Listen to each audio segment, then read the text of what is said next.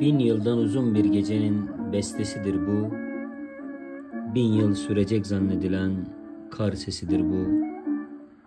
Bir kuytu manastırda dualar gibi gamlı, yüzlerce ağızdan koro halinde devamlı, bir erganun ahengi yayılmakta derinden. Duydumsa da zevk almadım İslav kederinden. Zihnim bu şehirden, bu devirden çok uzakta. Tamburi Cemil Bey çalıyor eski plakta. Birdenbire mesudum işitmek hevesiyle. Gönlüm dolu İstanbul'un en özlü sesiyle.